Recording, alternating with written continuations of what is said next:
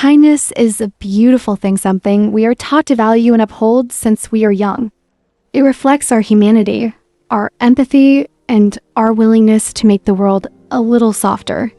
Society praises the kind-hearted, and being helpful is often seen as a virtue to strive for.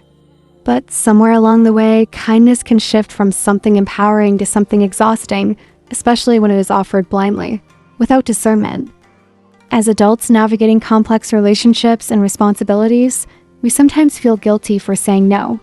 There is an invisible pressure to always be available, to be the reliable friend, the understanding partner, the selfless coworker.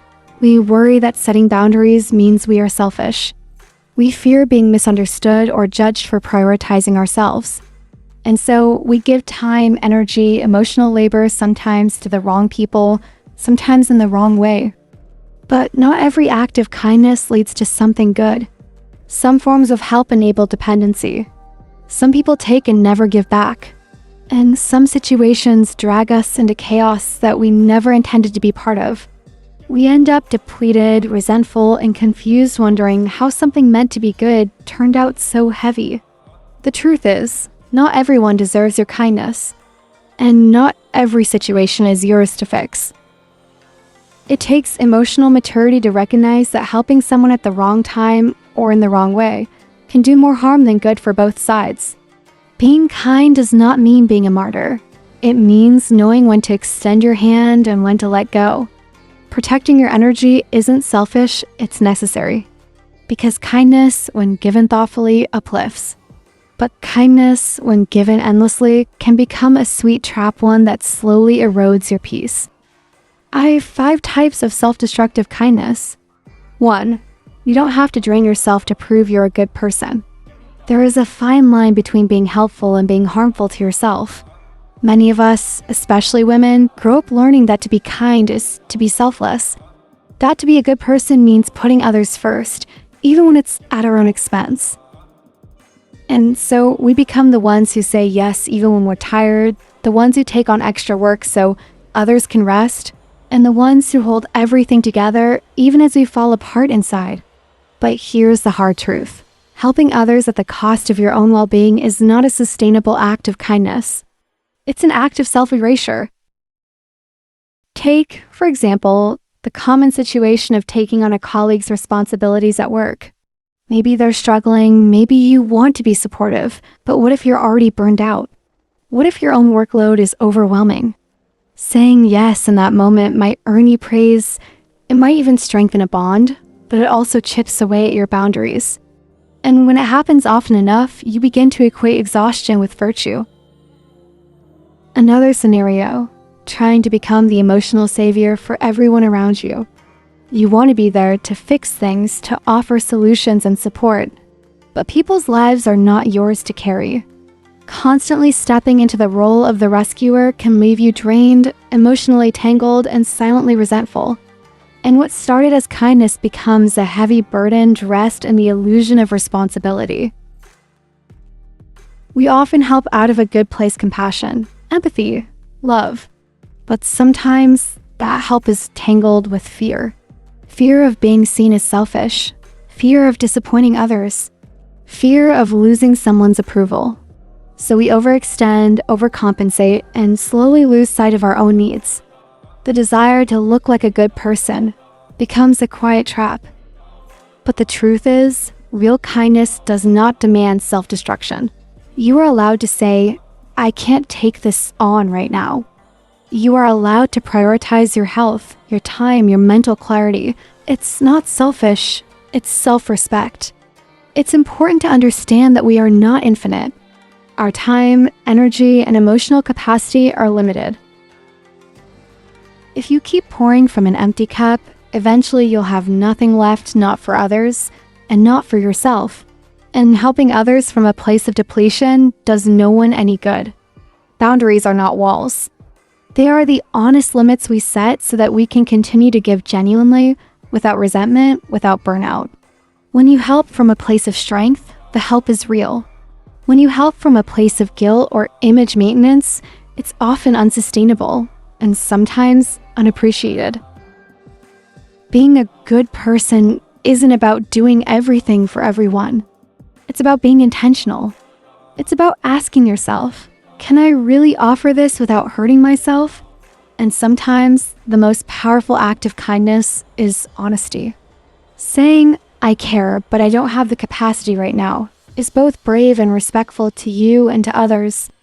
In the end, you don't need to prove your goodness by pushing past your limits.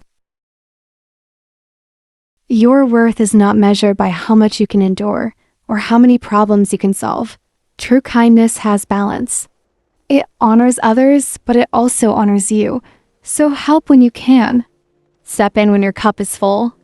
But remember, kindness should never cost you your peace. You don't need to drain yourself just to prove you have a good heart. 2. Not all help is helpful when good intentions lead to harm. Kindness is a virtue we are taught to value from an early age. We're encouraged to be generous, supportive, and compassionate. And rightly so, kindness can heal, uplift, and connect. But as we grow older, especially as women are often socialized to be caretakers, we begin to encounter a difficult truth. Not all acts of kindness are actually helpful. In fact, sometimes helping someone do what they want may be the very thing that pushes them or others closer to harm. Let's take a closer look. Imagine a friend who consistently avoids responsibility, missing deadlines, blaming others, refusing to grow. They make excuses, and every time you're there to shield them. Maybe you cover for them at work or smooth things over in social situations. At first, you tell yourself it's kindness, loyalty, empathy, but slowly, you start to realize you're not helping them improve, you're helping them escape accountability. Or maybe someone you care about is living recklessly, spending beyond their means, taking emotional advantage of others, or avoiding necessary consequences.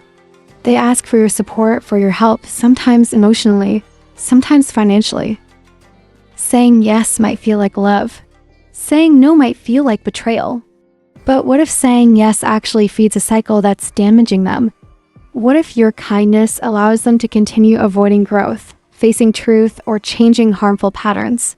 This is where the deeper layer of kindness begins, not in saying yes to every request, but in learning when to say no for the greater good. Real kindness isn't just about intention. It's also about impact. We like to believe that helping is always noble, but the truth is, enabling someone to keep harming themselves or others is not an act of love. It's an act of avoidance. And sometimes it's about us more than it is about them. We fear conflict. We don't want to look cold. We're afraid to be seen as the one who says no, so we keep helping blindly. But blind kindness can be dangerous. When we lend money, we know someone won't use it responsibly. We risk both the relationship and their future stability. When we defend someone's bad behavior, we make it harder for others around them to feel safe. When we keep excusing someone who refuses to grow, we hold them back from becoming who they could be.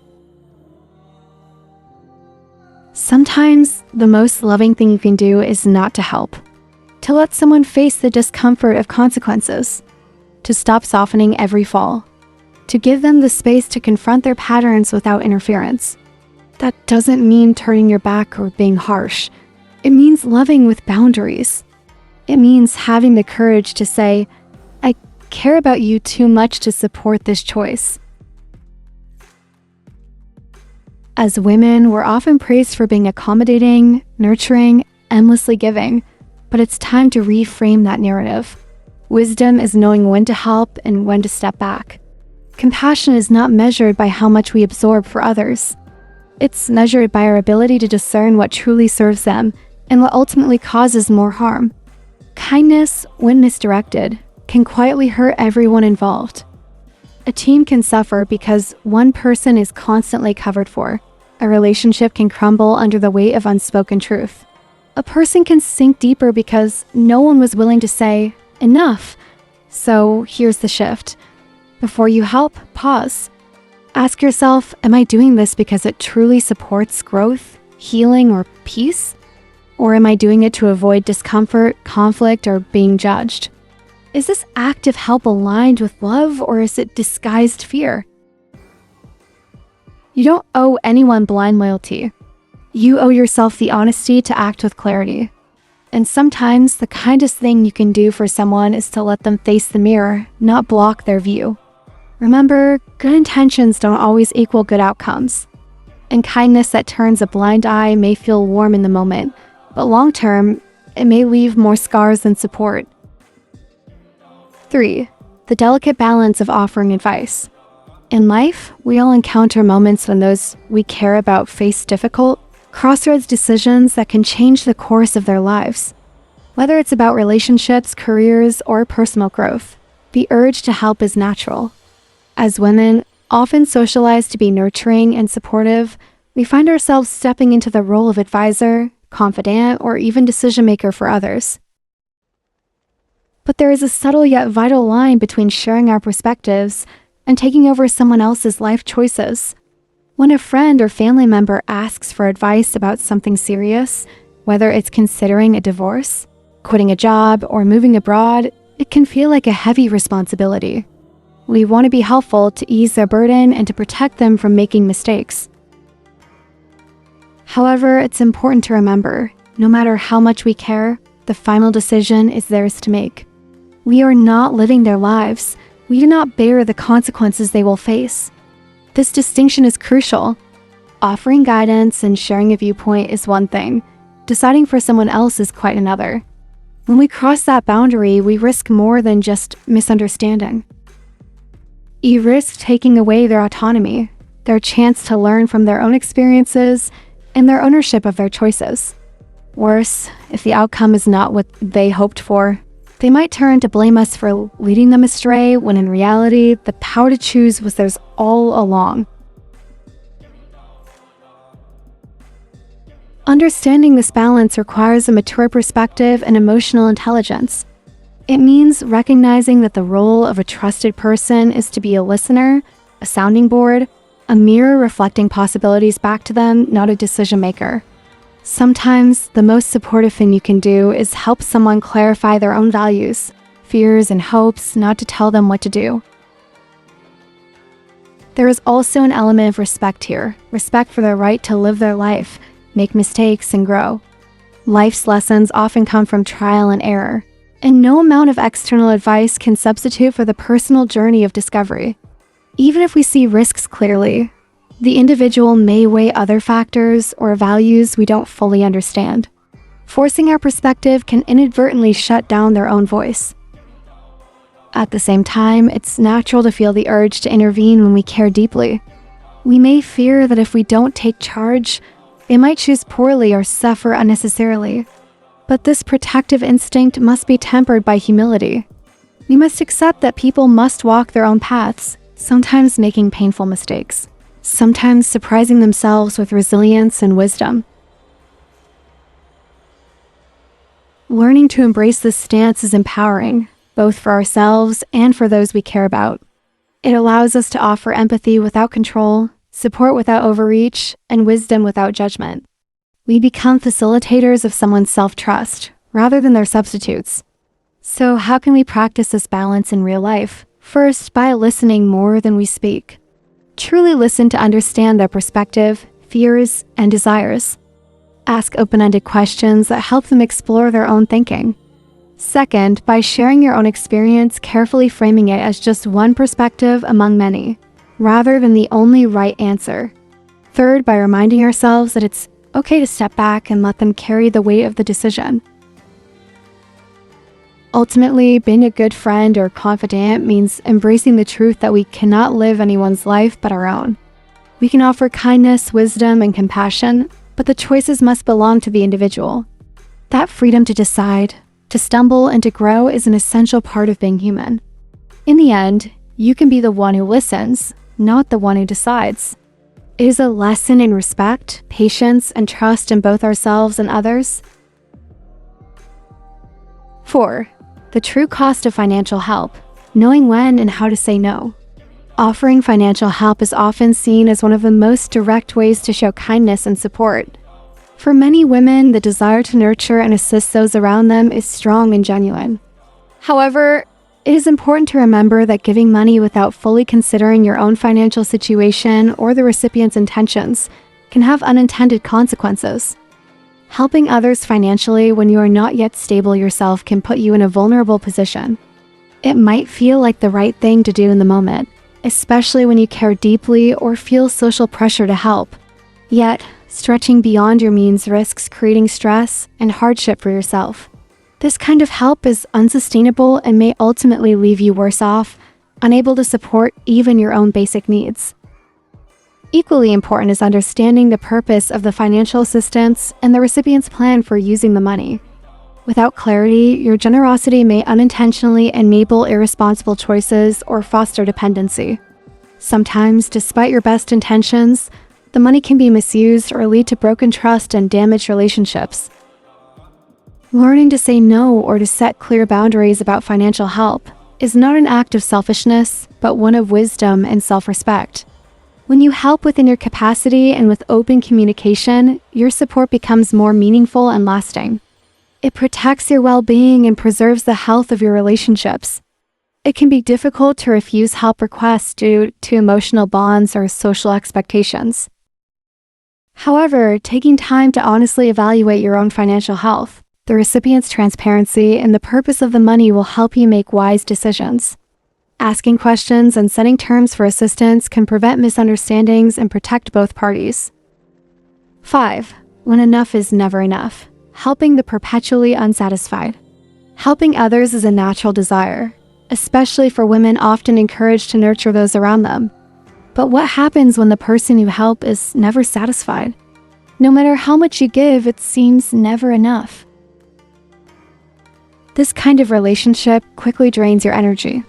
You give and give, only to face complaints or blame when you try to set boundaries. It's not selfish to protect yourself. It's necessary. Helping should be an act of kindness that nourishes both parties, not one-sided sacrifice that leads to exhaustion. People who never feel satisfied don't necessarily need solutions. They often need someone to tolerate their endless dissatisfaction. This dynamic can leave you feeling worn out, as if your efforts disappear into a bottomless pit. For example, you might help 10 times and be appreciated, but say no once and suddenly you are seen as uncaring. Learning to recognize this pattern is vital. You're not responsible for filling every gap in someone's life, especially when they resist feeling content. Setting limits is an act of self-respect. It helps preserve your emotional health and keeps your kindness genuine. For women, societal expectations often make saying no difficult, but real kindness requires boundaries. Accepting that some people will never be satisfied allows you to focus your energy on those who truly appreciate it. In the end, people who don't know enough, no matter how much you give, it's never enough. Understanding this truth helps you care for others without losing yourself. Kindness done right, helping yourself and others grow together. Helping others is often seen as a pure act of kindness, but true kindness is more than just doing things for someone else. It's important to remember that helping doesn't mean living someone else's life for them. Real kindness respects personal boundaries and recognizes that everyone has their own journey to take. As women, many of us naturally want to nurture and support those around us. However, kindness should never come at the cost of losing ourselves. When we allow our generosity to cross the line of our own well-being, it no longer serves anyone, not ourselves, nor those we want to help. Kindness without limits can quietly drain our energy and diminish our ability to shine. Learning to say no is an essential part of practicing kindness. It's not selfish to set boundaries. On the contrary, it's an act of respect toward both yourself and others. Saying no means you're saying yes to your own needs, health, and growth. It means you preserve your inner strength so you can be a sustainable source of support and light for those around you. Boundaries help kindness remain a positive force, not a burden. When we take care of ourselves first, we create the capacity to truly uplift others, not out of obligation or exhaustion, but from a place of genuine generosity and clarity. This balance allows kindness to be empowering for everyone involved. The art of kindness requires wisdom as much as warmth. It's about giving without losing yourself, supporting without enabling dependency, and listening without taking over. When kindness is practiced with awareness and respect, it encourages growth and independence, rather than reliance or resentment. Ultimately, kindness should never make you wither away. It should make you glow, illuminating others with the power within you. This glow comes from self-care, thoughtful boundaries, and authentic generosity. By being kind to yourself first, you create a strong foundation to help others rise alongside you. In this way, kindness becomes a shared journey of growth, a light that reflects not only in others but shines brightly within you. Don't forget to like, share, and subscribe.